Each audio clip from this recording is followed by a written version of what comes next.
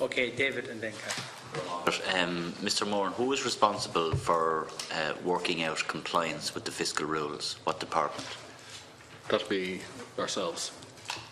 Would it be yourselves in conjunction with DEEPR, or would it be just finance?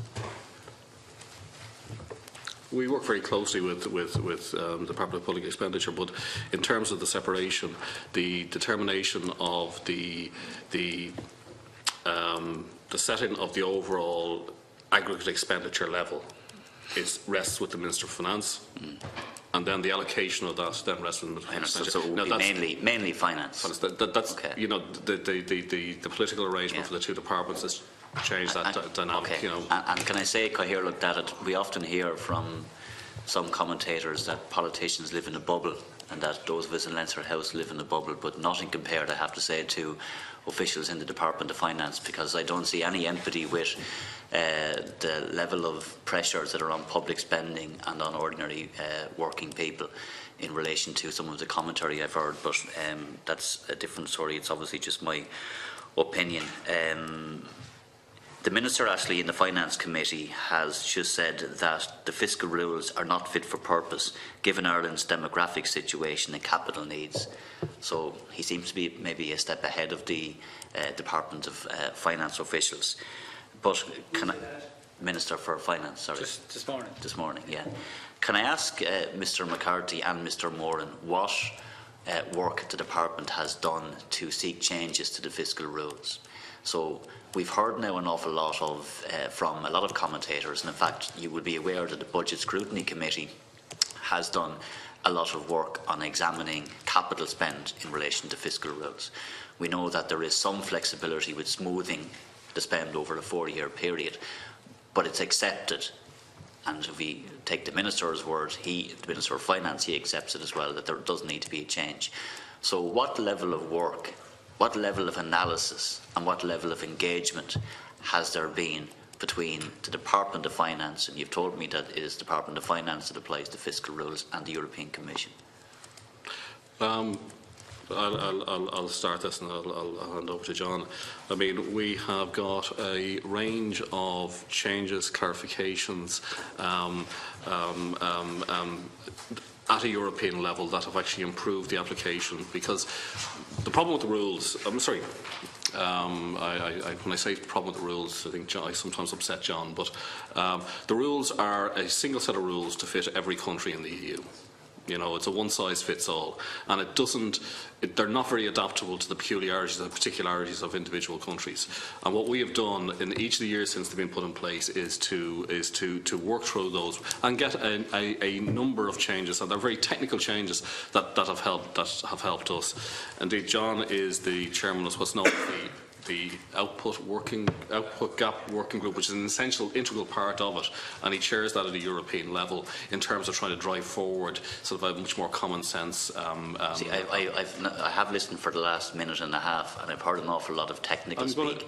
So I'd be very grateful if I could get specifics in relation to what has been sought. Bear with me, Mr Moran. What has been sought from the European Commission in respect of changes to the application of fiscal rules, specifically in relation to capital spend? Let me give you one example, Deputy. In 2015 or 16, after we came out of the excessive deficit procedure, the expenditure, the reference rate, and this is technical, but I think as the Chair has asked for a note, it is unfortunately technical, and we will try and provide a note in layman's terms, but it's not easy. But the reference rate is a key metric that estimates, or that feeds into the calculation of fiscal space. It's updated every 3 years in the rules. Now, it's done over a 10-year time frame. We felt, and it's got backward-looking and forward-looking components, because in 15 it would have taken into account the negative potential growth rate in 2010 and 11 when the economy was in the depths of the crisis. We felt that that was unfavourable in an Irish context. We made a very strong economic argument to DG ECOFIN that it should be updated on an annual basis, which would have meant eliminating those years from the calculation.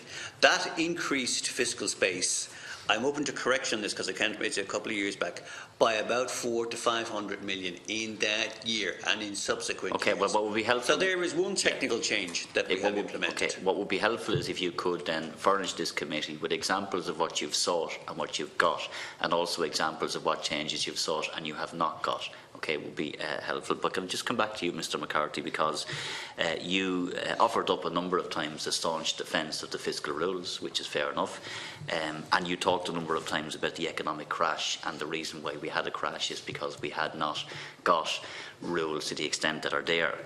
I think we need to bring a big elephant into the room and park it right in the middle of the room in relation to why there was a crash. There was, in the first instance, an over-reliance on consumption taxes.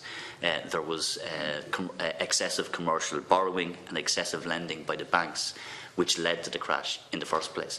The Department of Finance, people who sit where you sat in the past, Mr. McCarthy and Mr. Moran, were also asleep at the wheel, did not see any of the flags. So let's be realistic when you throw it back at us in relation to the crash. We understand there was a crash. The people who we represent suffered greatly because of it. But the Department of Finance needs to take responsibility for the fact that you were in part responsible for a lot of the policy decisions and the implementation of policy decisions. But is it possible, and this is to Mr. Moore and not to Mr. McCarthy, that in making sure that we don't repeat the mistakes of the past, that we're actually now going too far in the opposite direction, where we're restricting spending to the extent that we're creating the pressures in health, creating the pressures in housing, creating the pressures in infrastructural deficit that everybody accepts?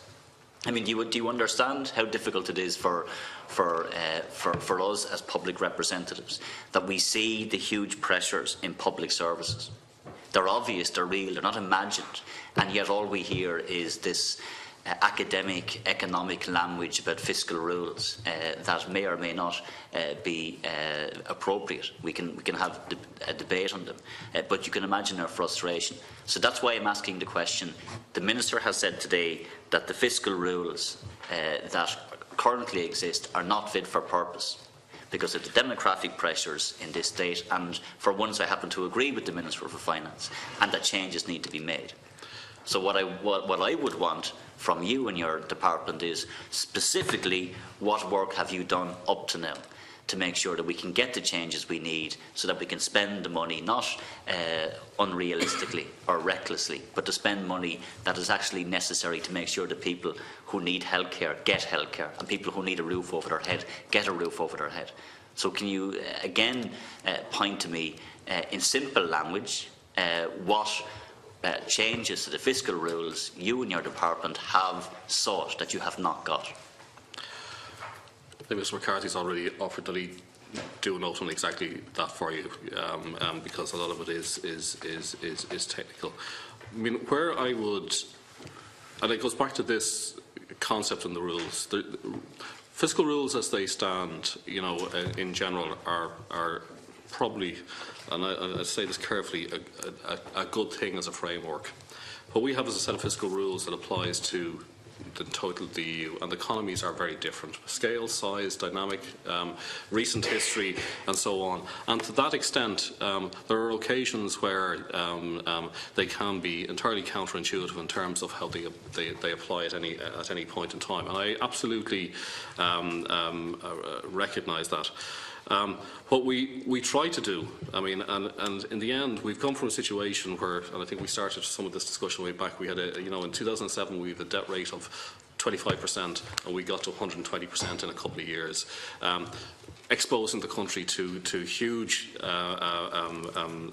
problems. And we have to try and get the balance right of that not happening again. So it's I suppose, Deputy, at the end of the day, this is an integral part of the overall fiscal pact, and there was a referendum on this whole structure a number of years ago, and I am being very patient, and I was one of those that campaigned against that referendum. And it's very interesting that people who campaigned for it are now saying the fiscal rules are a one-size-fits-all approach and need to be changed. So I welcome their conversion to at least that. What I'm saying is it's possible. And in my view, it's my view, but it's also possible my view is right, that we've gone too far in the opposite direction now in terms of putting a straitjacket on ourselves. So that's the point I'm making. And in fact, if I was to be political about it, and I don't want to be, I actually did measure the Tea Party in America's economic policies against the fiscal rules. Very little difference between them, and yet they would be seen as very economically conservative, even from their standards. I want to come, if I can, to capital gains tax, and it's page 11 of the briefing note that you have given us, Mr. Moran. And it says that the top 10 in terms of Please, your answer, because I want the Deputy Cullinane. Yeah, there's thank a you. vote coming up. No, the last question, absolutely.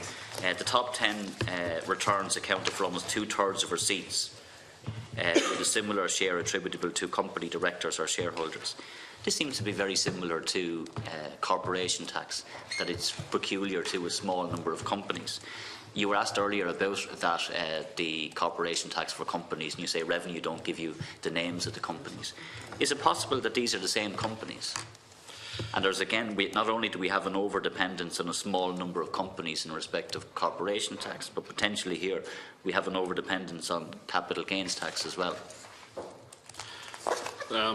I wouldn't have the information that would match across from this, but in terms of corporate capital gains by corporates, there may well be an alignment, and we're not, you know, we're kind of well aware of the concentration risk on the corporate side, which is in overall terms a big number. The CGT being a smaller number.